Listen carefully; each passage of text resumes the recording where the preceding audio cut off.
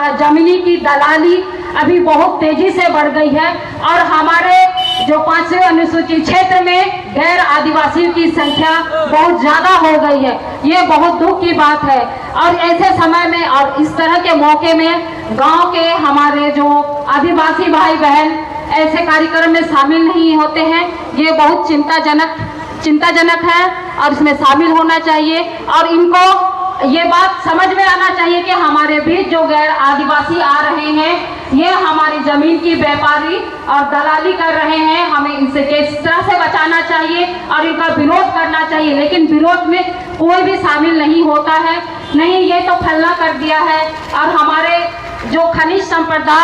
इतने ज़्यादा है, जो हम इतने अमीर होते हुए भी, करोड़पति होते हुए भी आज हमारे समक्ष कुछ नहीं है। ये बहुत दुख की बात है। हमारे खनिज संपदा को ट्रक भर भर के हमारे आंखों के सामने से, हमारे सामने से ले जाया जाता है और इसका कोई भी समाधान हमारे मंत्री विधायक नहीं करते हैं और इनको, क्योंकि इनका जो नीचे से टेबल के नीचे से दिया जाता है वो उन्हीं पर ही खुश है। इनको रोकने की बहुत जरूरत है और इनका विरोध होना बहुत जरूरी है। जब तक इनको हम सबक ना सिखाए ये कभी भी रास्ते में नहीं आ सकते हैं। जागो जागो ग्रामीणों, जागो महिलाओं, संपूर्ण क्रांतिकारी आह्वान 10 जुलाई 2026 पुराना DCOP सामना रहे संपूर्ण क्रांति आह्वान निमित्तना आजादी को बचाना है, बेरोजगार युवा SFR अपन को फूट गाड़ी राया किसान मजदूर को न्याय संघर्ष आंदोलन सामाजिक कार्यकर्ता संविधान समर्थक बुद्धिजीवी पाते संपूर्ण क्रांति आह्वान निमित्तन चे बसाए तो हुबान क्योंकि आपकी संविधान सभा में यानी विधानसभा में लगातार उल्लंघन आदिवासी जमीन मारी हो कब्जा जबरदस्ती तरीका का हस्तांतरित नया खिलाफ आदिवासी युवा 47 संसद है, आदिवासी यदि 850 संसद शिक्षा बेरोजगारी लगे निमित्त आह्वान संपूर्ण क्रांतिकारी आह्वान यो भवन में लोगों को वन अधिकार अधिनियम का पूर्ण क्रियान्वयन भेजेंगे तो आप धीरे दिन से हमला बातों को समाप्त परिसीमन को लेकर राजनीतिक क्षेत्र आदिवासी सेपेर हपनम को प्रतिनिधित्व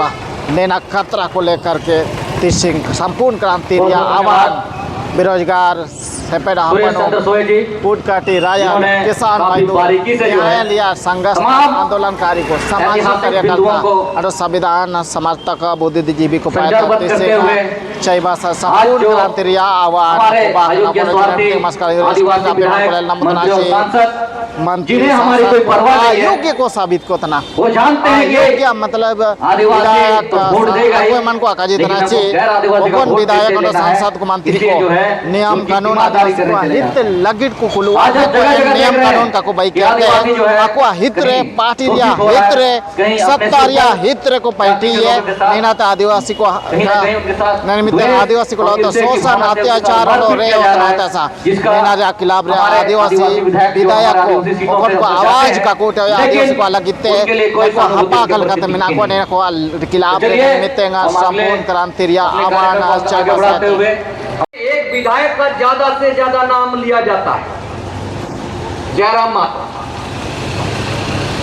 सारे के सारे लोग एक समय था जयराम मातो का नाम खूब लेते हैं। क्या आप सबों को मालूम है जयराम मातो विधायक यदि हैं तो कौन सा स्थायी समिति का सदस्य है?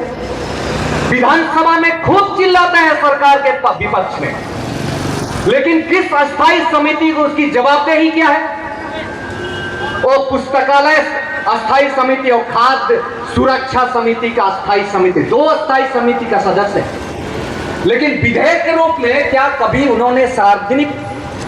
खाद्य सुरक्षा से संबंधित किसी विधेयक को उसने सामने लाया? क्या आपके विधायक जो सामने जो मंत्री नहीं है, जो राज्य सूची में जो विषय है, किसी विधेयक के सामने प्रस्तुत करते हैं? यदि अधिनियम का कॉपी ही नहीं रख सकते हैं तो अधिनियम कैसे पास होगा? अधिनियम यदि पास नहीं होगा तो शासन तंत्र कैसे चलेगा? आज शासन तंत्र ब्यूरोक्रेट्स के आदेशों के अनुसार शासन चल रहा है। जितने जो आईएएस ऑफिसर हैं वो बिहार काश्तकारी अधिनियम या बिहार के तर्ज पर जो रेगुलेशन पास हुआ 1952 से लेकर 2000 तक, आज 2000 के बाद बिहार यदि आज विधानसभा से कोई बिल पास हो रहा है, यही ब्यूरोक्रेट्स बिहार विधानसभा से पास किया हुआ कानून को 1952 से लेकर 2000 तक बिहार विधानसभा और बिहार विधान परिषद से पास किया हुआ कानूनों को अंगीकृत करके आपका छोटानागपुर में लागू कर रहा है। आपका विधायक, आपका मंत्री, आपका सांसद चुपचाप है। कारण संविधान से अनभिज्ञ हैं लोग। आज आपको युवाओं को, बेरोजगारों को, शिक्षित लोगों को, आंदोलनकारियों को आज आपको आगे आना होगा, क्योंकि आपकी भावी पीढ़ियां, नेता जो उसकी तो करोड़ों की संपत्ति है, उसको कोई समस्या नहीं होगा इस देश में, कोई समस्या नहीं होगा इस देश में। वेतन पेंशन जब चाहे जैसा चाहे वो रेगुलेशन पास कर देंगे, अपने आप को सुरक्षित कर देंगे। लेकिन जो गरीब हैं, जो मजदूर हैं, जो किसान हैं, जो बेरोजगार हैं, जो पढ़ रहे हैं, उनकी भावी पीढ़ियां आज के बाद आने वाले समय में ना रोजगार उन्हें मिलेगा, या जमीनें उन्हें मिलेगा, क्योंकि जमीनों का अधिग्रहण अब बड़ी बड़ी कंपनियों का हस्तांतरित किया जा रहा है।